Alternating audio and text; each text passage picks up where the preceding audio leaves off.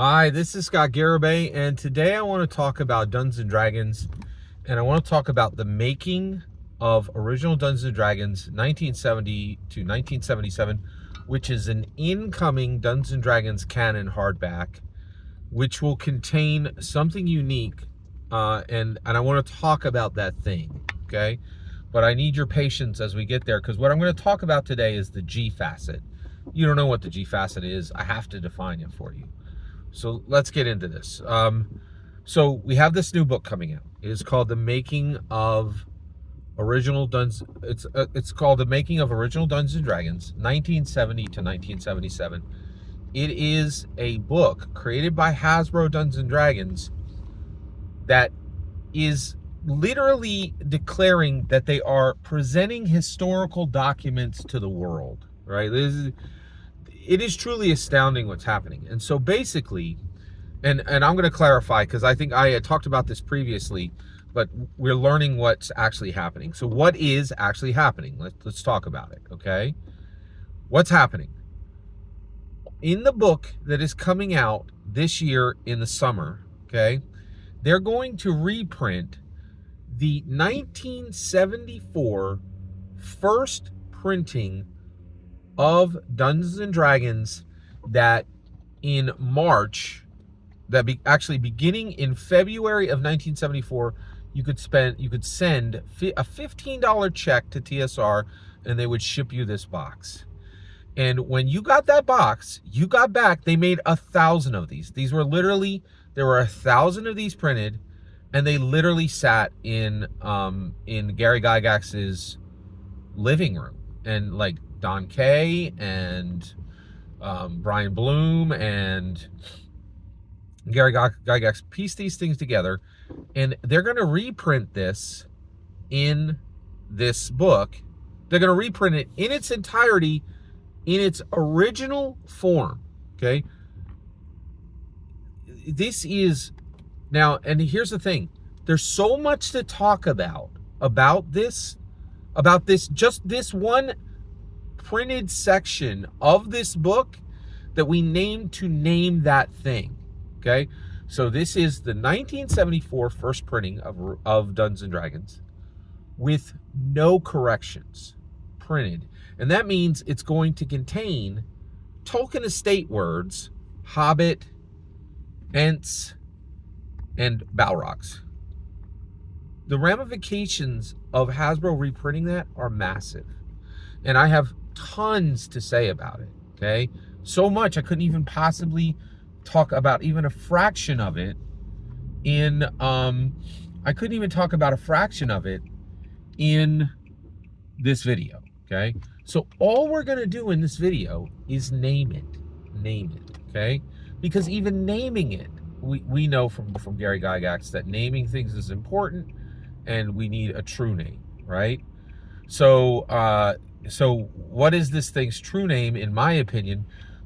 We need a quick term to talk about this thing, right? We can't just say these pages in this book. It's not specific enough.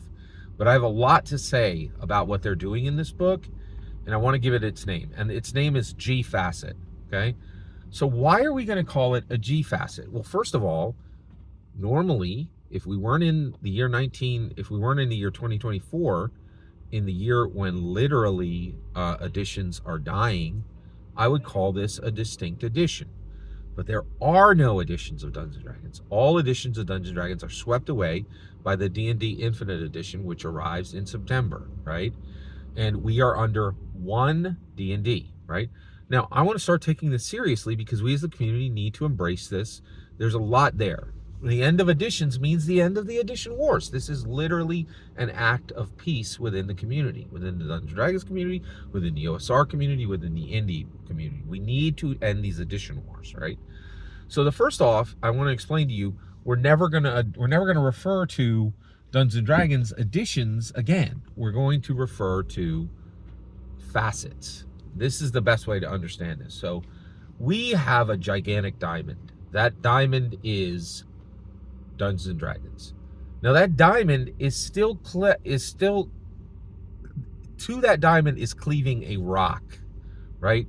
A slate rock, a black rock, right? But out of the side of that black rock is a gigantic diamond, right?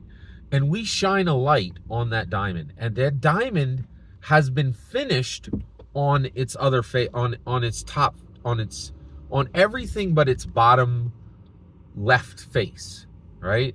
Every other part of the diamond is exposed, and it's been finished by fine jewelers, right? And that diamond, we don't have additions anymore. We have facets, right?